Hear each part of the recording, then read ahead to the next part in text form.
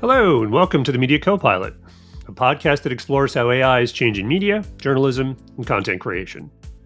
I'm Pete Paschal, longtime tech journalist and founder of the Media Copilot, and I'm excited to bring you fascinating conversations with fellow journalists, media executives, and the people building the ways we'll create and consume news in the future. This week, I'm thrilled to dive into the intersection of AI and journalism with Josh Brandau. He's the co-founder of Nota. Nota is a content platform for newsrooms that's enhanced with AI tools. So think automatic social captions, newsletter generators, that sort of thing. Josh was previously an executive at the LA Times, and he had the vision to launch Nota in the summer of 2022, and that was well before ChatGPT and generative AI exploded into the mainstream. Josh and I discussed how Nota is helping newsrooms, especially smaller to mid-sized ones, giving them easy ways to leverage AI to create content more efficiently. But we also talked about how transformative AI is going to be, both for how journalists do their work, but also the industry as a whole. With everything happening with Google's AI search and ChatGPT's new ability to really talk to you, that discussion feels more urgent than ever. I thought it was a really insightful conversation, and it left me feeling hopeful about the potential for AI to empower rather than replace human journalists. I hope you find the discussion as interesting as I did. And if you do, I'd encourage you to subscribe to the Media Copilot newsletter if you haven't already, link in the show notes. I'd also really appreciate it if you'd leave a rating or review in whatever podcast app you're in. Those really do help the show get to more people. And if you're on YouTube, a like and subscribe would be most appreciated. Those are those buttons down there. And lastly, you can check out everything we offer, including AI training classes for media, marketing, and PR professionals at mediacopilot.ai. Okay. Now on with the show and my conversation with Josh Brandau. Josh, welcome to the Media Copilot. Thanks so much for having me, Pete.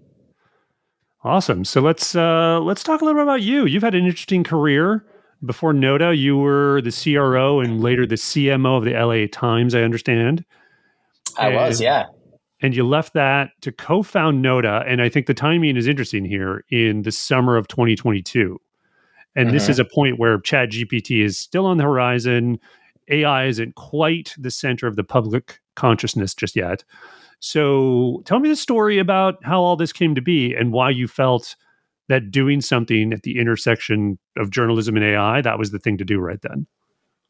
Yeah, absolutely. And thanks for having me. I'm really excited to have this conversation with you. I read you all the time, and I'm starting to watch a lot of these videos on YouTube. So respect for what you're doing. There needs to be more people like you and more perspective like yours in the marketplace. Thank you. Yeah, of course. 5, 6, 7 years ago, Patrick Soon-Shiong bought the Los Angeles Times from Tribune Corp. He brought in a bunch of folks that were outside of the traditional, I think, newspaper industry as executives. I was brought in to really look at what we could do from a business perspective to accelerate the ability to get to digital change and really digital subscriptions and more programmatic advertising and all that fun stuff that is the promise and still the future of a lot of digital newspapers. And I spent that time growing us. I'm pretty proud of what we did. And one of my partners there was the CTO, Ben Gerst, who has been in the industry for a very long time. We spent many afternoons together looking at vendors, talking to them, understanding the technology in the space, talking to other publications, talking to other media companies. And really, I think anyone who spent any time in this space understands that technology comes to the media industry last. And the newspaper industry, whatever the caboose of last is, right? And it's a problem. It's a problem that you don't really see finding great solutions for in the future as we consolidate more and as we find greater downward pressure from a lot of perspectives financially and as well as trying to relate to our audiences. So Ben and I decided to start a company. We initially thought that we were going to start something that was based in machine learning and tangentially related industries like advertising and media. And we were beavering away at that for a few months. And a few of my connections at Microsoft said, hey, we'd love to talk to you. It seems as if your mission is very aligned with some of the elements of what we wanted to be doing. And we're about to announce this huge investment in AI. And we had talked about AI and what was happening on the horizon with the Coheres of the world, the Anthropic, Scale AI was gaining a lot of traction in terms of how they're using people to really train large models. So we had spent some time in San Francisco going to a lot of those conferences and thinking about how to apply it to our industry. But that was the genesis.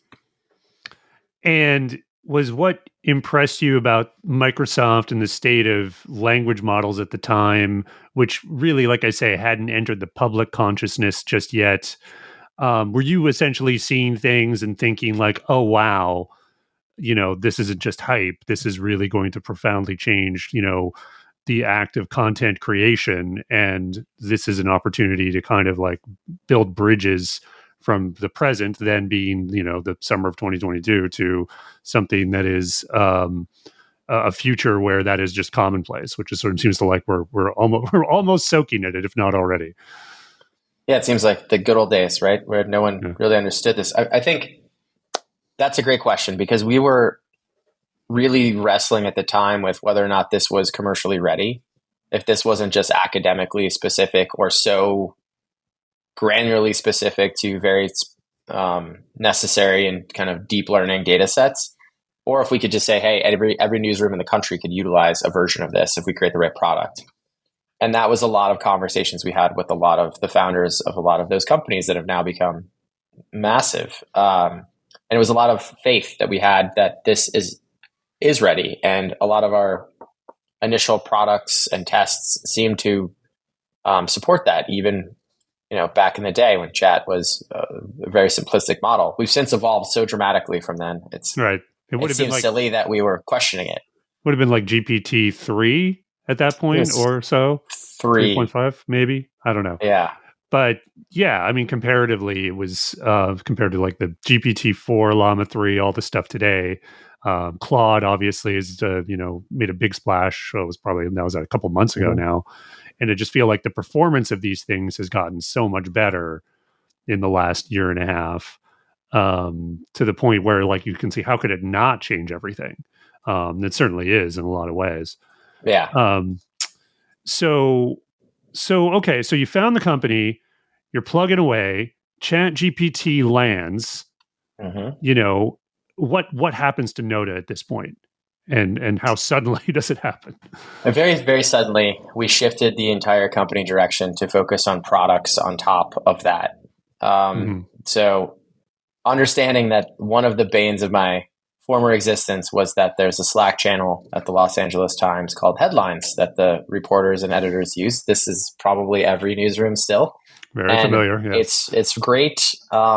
Especially shout out to the New York Post if you're making really punny ones. But honestly, it's not really doing service to the story that you're writing, right? Like two people debating how great or solid that headline is not the best use of their time. They should be optimizing for SEO in a different respect. So that was one of the things what we started with that I think everyone has at least played with at this point.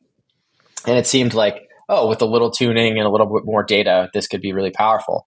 So we started there, and then we thought of other points of friction that we experienced in our time.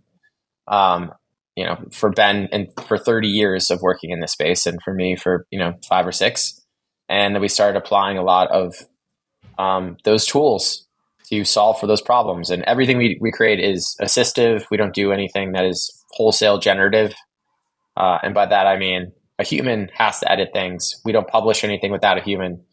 It's really just very important for us to say, we're not going to cross that Rubicon, if you will. It's just there to help you do your job in a faster, more efficient way. Cool. Yeah. And I'd like to sort of unpack that even a little more on Nota itself and the tool suite. So backing up just a little bit, how do you describe Nota when you, just talk to potential clients or even just people in the world? Like, what is it? Is it a platform? Is it a tool suite? Is it, an AI vision of the future, et cetera? Like, how do you think about it? Yeah. The easiest way to express what we do is we're just an AI assisted tool company for media specifically. So by people from journalism for people in journalism and lifestyle. And, we could talk a little bit about legacy TV and radio, and we're in those spaces now too. But really where we wanted to start was to solve the pain points of every newsroom in America and make that not just the newsroom, but the entire organizational structure. So we have tools that are CMS integrations. We have tools that are dashboard extensions. We have a browser extension as well. So really anyone in any different department within an organizational structure can utilize our tools to just make their job easier. Yeah, it seems when I talk to people about, intersection of AI and journalism and the broad sort of categories of things, there's like, efficiencies. Well, I mean, the two major things people are like, oh, there's, this is like the low hanging fruit, I guess some people sometimes call it, of applying AI in journalism. But it is generally, like, I feel, absent a platform like Nota, kind of a grab bag. There's like a lot of things you can do. Like chatbots aren't going to do much for you because there's just, yeah, you can use them, but there's a lot of copy and pasting. There's a lot of very purpose built tools for very specific functions, like, for example, social media marketing. And, there's certainly CMS plugins for things like SEO or whatever.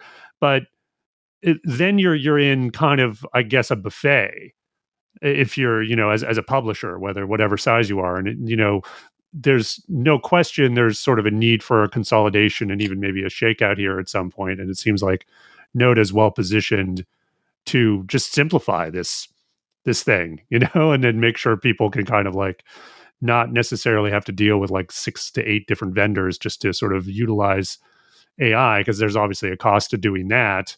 And that would probably rapidly sacrifice the efficiencies you would gain. I think that's right. I mean, it's natural. There's a lot to what you just said. So, I mean, I think it's natural that in this early stages of a new technology, that there's a ton of players that rush to market. You understand product market fit, and then you hope you're, the best out there. I think that we had that ability to see where this was going to go as early as we possibly could have, as not being data scientists. I have a bunch of data scientists now, and I'm certainly not the brain of a data scientist. But yeah, we wanted to create an entire portfolio or dashboard or group of tools that really makes sense for everyone. With at the most obvious level, there's a lot of technical tools that we could absolutely be creating now that we're not really focused on. We're really focused on simplicity of use and adding value from a time saving perspective. I think there's the next evolution of this is revenue driving perspective, and really the overall mission or vision I think we have for this technology is for it to make a very small news deserty like newsroom of 3 to 4 folks a viable enterprise for the future, just by deploying, a holistic AI integrated CMS structure. Okay, that's great, because that gets on the sort of target customer of Nota, or I'd imagine you have a lot to offer newsrooms of any size, but it seems like what you're keying in on is local, small to medium size newsrooms. Would you fair to say that they might see the most immediate benefit, or is it sort of crafted for that? Like, how do you think about your customers? Everyone has the same problems is how I think about my customers.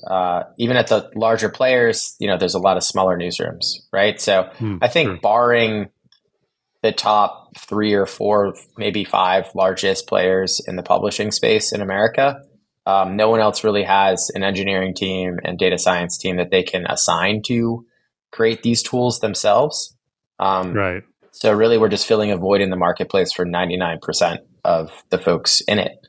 Yeah, certainly at every publication I've worked at, the product engineering team has like a massive, to-do list and a roadmap that's already filled with stuff. And certainly like AI's been slowly but surely getting in there, but requires certain specific expertise that cash-strapped newsrooms are, already have trouble hiring just in keeping the people they have. So that's right.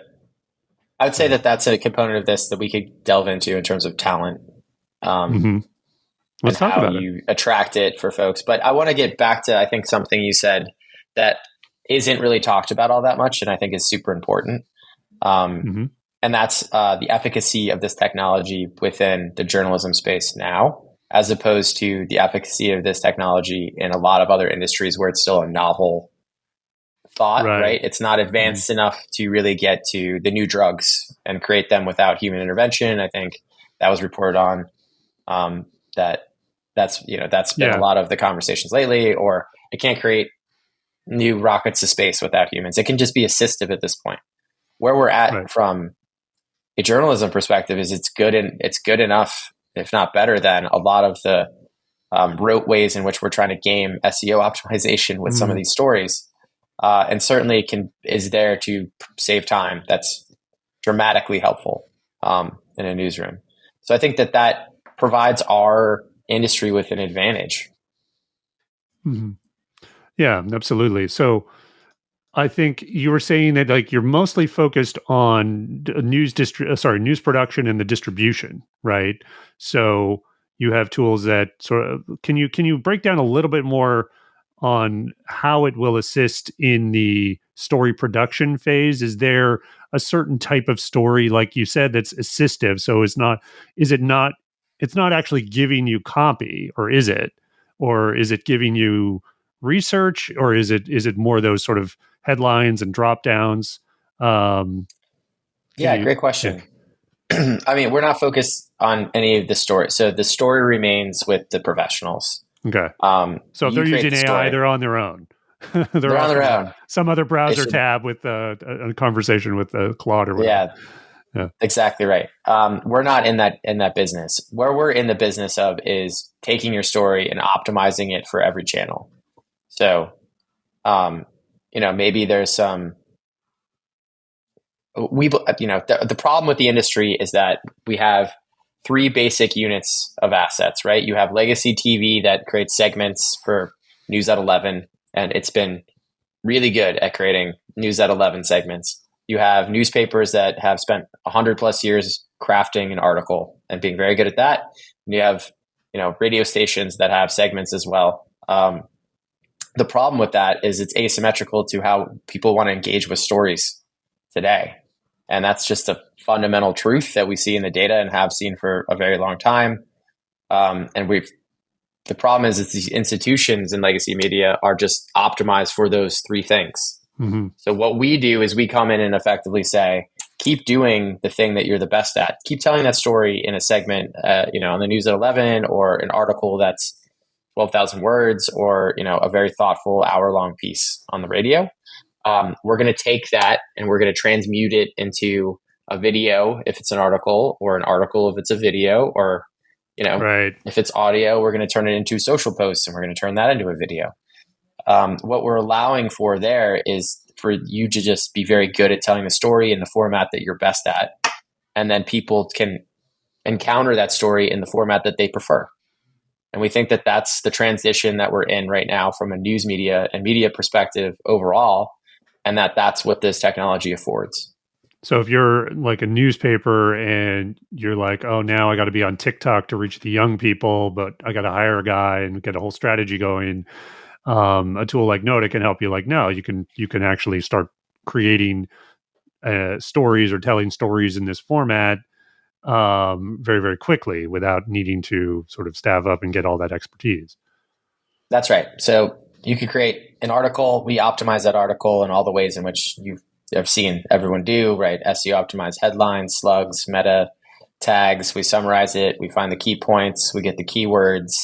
We get quotes, all those things. And then we also create suggested, social posts for all the social channels that you'd wish to place it on. We optimize for each of those social channels. Then we can create a video with you in less than 3 minutes of your article using any kind of content that you want, or you could AI generate content and have the watermark that's aligned with the C2PA integration so that you're very transparent about how you use it. Or you can distribute it pretty much across audio, in summarization form for newsletters. We can create a newsletter in 2 minutes, 1 minute, when it used to take my teams an hour plus. So the ability for you to do the same job and serve a larger audience is what we provide. Nice. So yeah, like in what we're talking about and sort of the way you're positioning yourself, the way the tool works, I'm sort of getting an emerging sense of ethics or even first principles around AI. And I think this is important because one of the things that I find even to this day, I'm recording this, in the last day of April here, is that there's still a stigma to it.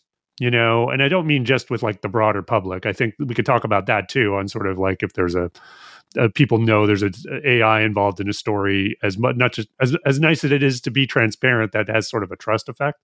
But even within from journalists, I still get a very like AI, they're very wary of it. But generally, again, there's a lot of people who are interested, certainly not revering it or anything, but they'll give it a chance. But I also feel like, it's all part and parcel of this thing of AI kind of sometimes being shorthand for low quality.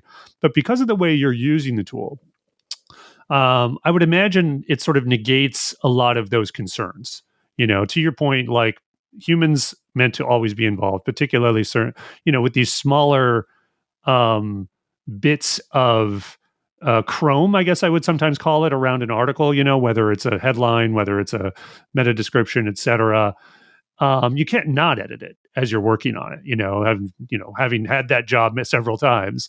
So I feel like there's kind of like I guess the point I'm sort of trying to make is we've kind of figured out the clear ways where AI can help, and Nota is really optimizing for that. And I just wondering, does that help you in your conversations with journalists to sort of get past that stigma? And also, like, do you see that stigma? Yeah, I think it's very important we're talking to the most skeptical audience that exists. So that's fun to start a business in that. Yeah, it's evolved, right? I think to your point, exactly that. We've been very, very mindful that we're just creating assistive tools that help you do the things that you're not, frankly, that the industry has put on you over the last 25, 30 years that you shouldn't actually have to be an expert at. But if you're not, you're really going to hurt yourself in terms of organic traffic to your story and really just getting more people to engage with it. So when they see what we do create, it's a different conversation. It's very much, oh, this is, very interesting. Oh, all this is just an editable suggestion. Oh, this just saves me time in terms of what else I could be doing with my day.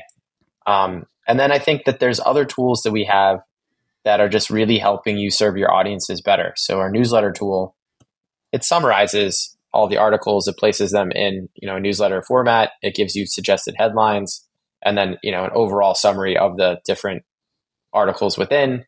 But what that really is it's an editor going through that in 10 minutes and looking at, I changed this, we need to change that, or I like the order here, or we need to add more, whatever.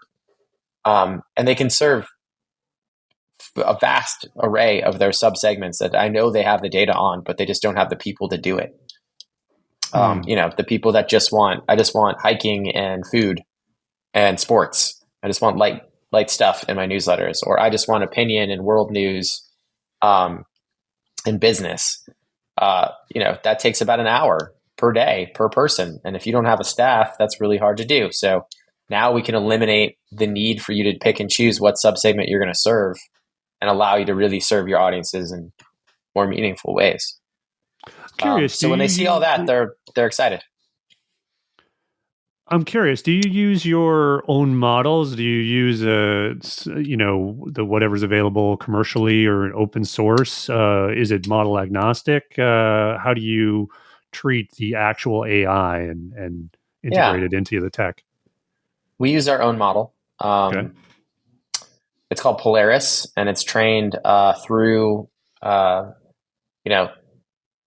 master service agreements and conversations that ensure that we're allowed to have the data and the content libraries of those that train it. We have 3 layers of optionality in terms of when you start working with our tools. One would be you don't feed back into the tools in any way to help make them better. And by that, I mean you don't give your data to our large language model. The middle way would be you do, and that obviously improves outputs specific to whatever your requests are of each of the tools. And the third way is a fine-tuned model that goes pretty much the opposite direction, which you dump in a huge corpus of data. You get your own instance of our tool set, and it outputs very specifically to your needs. Oh, that's all. So really, there's a lot of different ways, to think about utilizing us. Is any one of those a particularly better fit for certain types of customers? And I'm just really curious, which do you find most of your customers go with, if you can say? I think that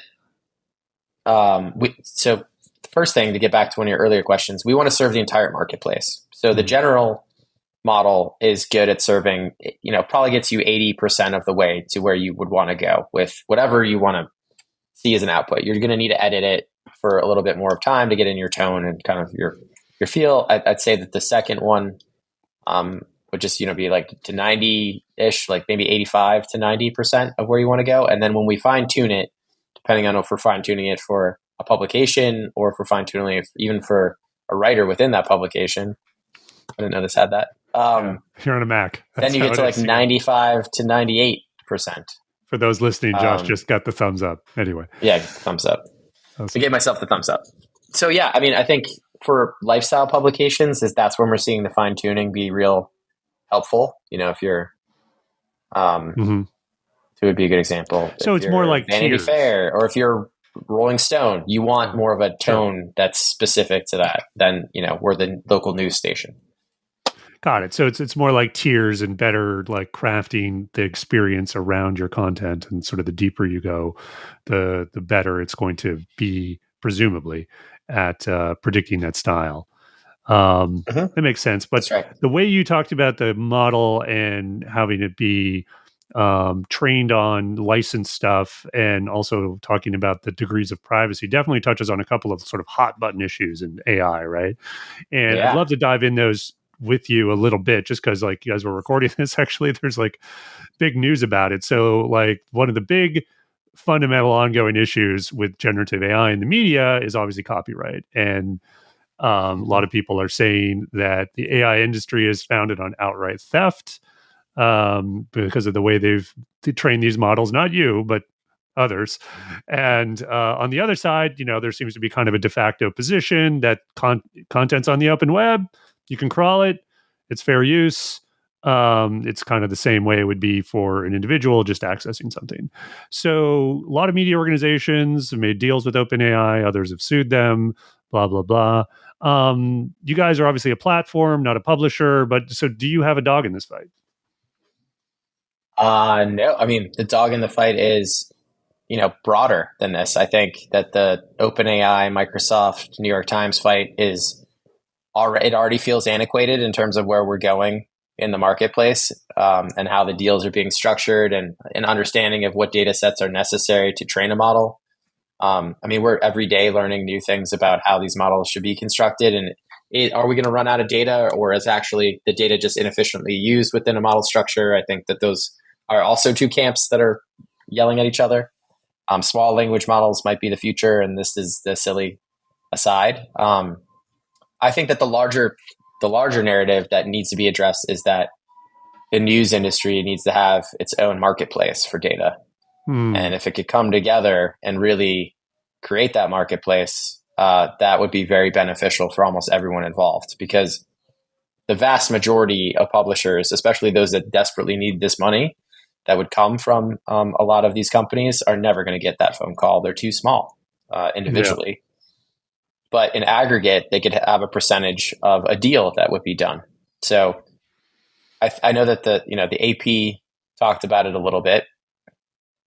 I know that they've done a deal with OpenAI that that might be a little interesting in terms of them creating it. But certainly, I would love to see a consortium or marketplace or agreement come together where everyone puts their data into a place where that they could benefit from it directly. Yeah, I've definitely heard this idea pitched by a few people. I think it's been pitched. I've heard it so many times. I think it has to happen at some point, where there's some kind of centralized marketplace where you don't have to get OpenAI or whoever to answer your phone call, or to make a deal with you.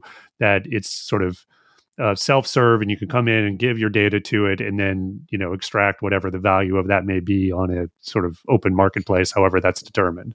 I'm sure maybe someone's pitched the blockchain as a solution there, but yeah, we won't even go there. So yeah, it's very interesting. Do you see this in terms of like as a revenue stream for media companies? Is it something that is going to make any substantial difference, or is it just going to just be another thing that will hopefully not hopefully be a barrier between something that slows down the, of course, inevitable demise of the industry that we always talk about. But some people sort of think this could be the thing that could be lucrative if done in the right way, because there are a lot of these platforms. You've got your OpenAI, you got your Google, whatever Apple and Amazon are going to do. Presumably you'd have to sort of figure out deals with all of them, whether it's a centralized marketplace or various folks doing it on their own. Mm-hmm.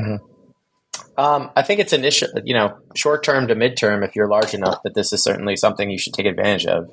I think broadly, or even broader, we're in a very unique position as an industry to have a non-novel technology application of this immediately, to also have what is proven to be the most valuable data that trains all these models, at least in the English language, which is the highest quality journalism. And we know that from every one of these deals that gets announced. So you're sitting on, data gold in that respect. And then we know that the beauty of especially news organizations is that, to your detriment from an ad perspective, your news, once it's an hour old, is kind of dead. But your news to train models is never ending. So you can just take a snapshot of your data and your content, and then sell that off, and then a month later you have a whole month more of new data that you could sell. So I think that there's a lot of ways in which this industry could really benefit from this technology.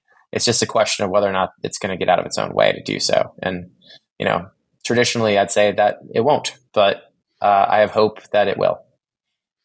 So it's a good segue to something you said earlier, actually, because you mentioned, I think in passing, that revenue and helping with revenue generation is sort of an area you'd like to see Nota go in.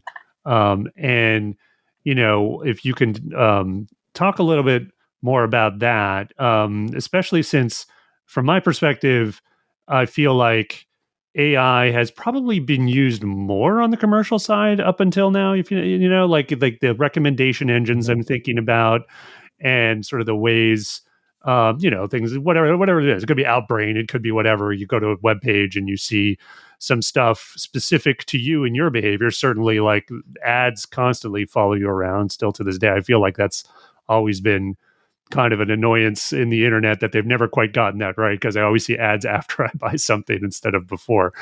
But I do feel like AI was used quite a bit on that side, maybe in a dumb kind of way, and maybe that represents an opportunity for Nota and others. But is that sort of what you had in mind, or is it some more novel applications of AI and revenue generation?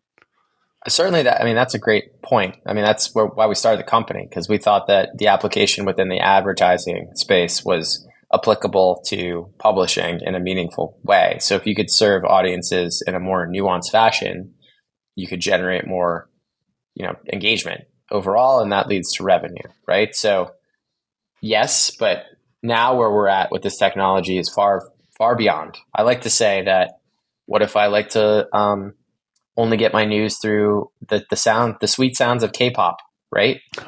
What we're talking about now is that's completely possible. Where I want a cartoon dinosaur to talk to me about what happened in LA this morning. How's traffic? That is completely possible today.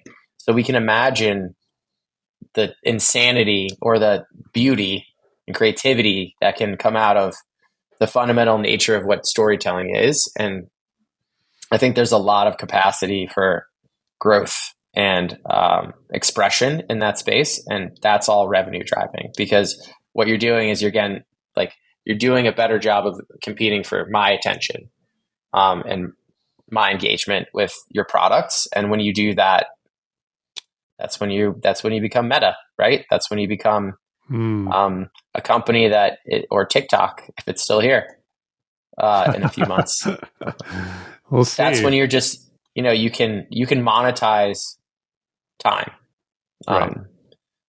And that's where I think that we have such potential to go. And then, there's simpler stuff that I think is less fun to talk about, like archival retrieval and recirculation widgets, and all the stuff that would benefit me is if it can load immediately when I'm going, 20% depth on an article. It knows I'm interested in this sort of topic. It recommends against that topic in a real-time fashion. if I'm writing an article, it can retrieve articles related to that, photos related to that, videos related to that from the archive, why I'm writing it, so that I don't have to have an editor hunt around for half a day. We don't use the same photos of what's going on right now, the protests at universities or Trump's one of his many trials, things like that. And then there's IP that I think is pretty obvious, especially from a legacy, news or local TV station perspective. You imagine KTLA here in LA has 100 years of footage. It's in different states of disrepair, but some of it's archivable and retrievable. And we have computer vision and we have vectoring now that allow us to not even need tagging structures on that. We can just go look for things. And that is beautiful IP that you can serve up in a ton of different ways. And this is just, the beginning stuff. So I think there's a ton of juice to squeeze, if you will. But also there's a ton of variety and ability for us to just really transition this industry and not talk about legacy media, but the future of media or the future of news or community involvement or civic-minded engagement. Nice. Yeah. Wow. Speaking of lots of juice to squeeze, there's so many follow-up questions I'd love to ask you about all of that. I'd love to key in on one of the things you mentioned about just how people will experience news going forward, because this speaks to kind of like how the industry itself might evolve in some ways, because you alluded to kind of a user experience that is very customizable. And I feel like one of the early attempts at using Gen AI to do this was Artifact. And even though that app's gone now, it did things like the automatic summaries, and you could have Gwyneth Paltrow read you the news, and you could definitely envision dinosaurs and whatever else in the future. And I feel like this has so many implications if it is in fact adopted en masse, because you think about how brands matter so much in media, or at least people think they do, whether it's the New York Times or Vanity Fair, we mentioned others.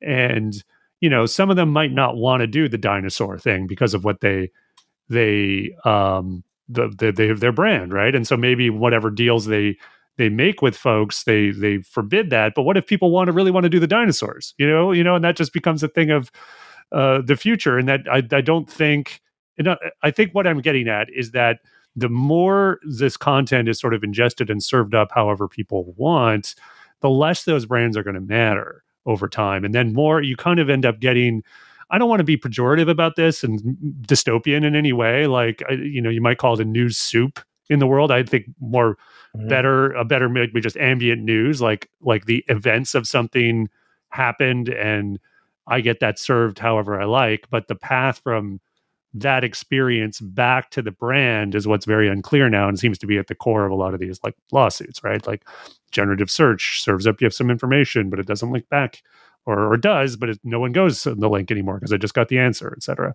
So I feel like there's something good about this, and that there's a democratization of information and news experiences. But at the same time, certainly being in the industry, you kind of think, wow, like how do you kind of survive and or thrive in that environment? And I suppose that's the question I was spinning around, but it's kind of really like more yes, how do we survive and thrive, but also like generally like what is this vision of a healthy information ecosystem in, say, I don't know, 5 to 10 years?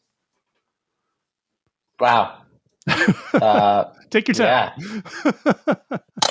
I mean, there's just so much to that, right? So we could, in one way, be flip and say, a small language model in everyone's pocket. And this month's compute brought to you by the New York Times. And, however you want to ingest that, if it's exactly what we talked about, right? In any capacity you want, here's the stories for you. Maybe one of those dinosaurs is wearing a Gucci sweater. Nice. Dapper dinosaur. Who knows how that's going to, actually, I think I could see Gucci doing that. I think it's too hard for our brains to actually, or at least my simple brain, to process the never-ending variety of ways in which we can consume a point of data. I think where it's more interesting to talk about is like the competition for your attention span when there's a sea of this stuff happening without regards to ethics. I think to kind of skirt around your dystopian idea. So it's not that that's not coming. That's already here. Fortunately, I think that a lot of 99% of it is created and never seen by a human, which is really great. I would also say that if we don't provide the context of a story in a format that people want, then the friction between them having to deal with the third paragraph of that article to actually get to the data of like what happened in this thing is going to be too much for people very soon, because our collective attention spans are rewarded by like ease and continuously rewarded by this new technology. So it's not a question of whether or not you can join the fray, if you will, as a journalist, but how fast you should be joining the fray to compete against this tidal wave, as they say, of misinformation or bullshit. Nice. That's a good way to bring it back down to earth to the journalists and the editors and reporters working today from the sort of big picture stuff we were talking about. Like, what is the one thing you would like everyone in media to know about AI today? I would say that it's here for you to be assistive, and that the best thing you could possibly do to prove that value is take your evergreen content. You know what it is.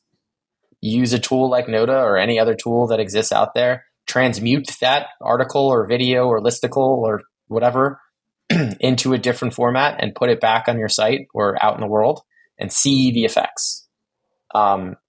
This is what it promises you now. You're going to engage with your audience and new audiences in completely different ways. Use it, understand it, please. Awesome. It's a great place to leave it. Josh, this has been great. Thanks so much for the thought-provoking conversation. I've had a great time. I would love to talk more about this. Sure. Where can people reach you if they want to learn more? That's a great question. Our website is heynota.com, because nota.com is far too expensive for a startup to buy. And you can reach me at josh@heynota.com. Cool. Sometimes the .ai ones are even more expensive, I've found. So yeah, good times. All right. Fair. It's been great. We'll reconnect again sometime. Really appreciate it, Pete. I love what you're doing. All right. Thank you. Thanks for listening to my conversation with Josh Brandau. You can check out what Nota is up to at heynota.com. And if you like what you heard, please take just a minute to leave a rating or review for the Media Copilot in your podcast app. Also, don't forget to subscribe to our newsletter and check out mediacopilot.ai for our classes on AI for journalists, marketers, and content creators. Be seeing you in the future.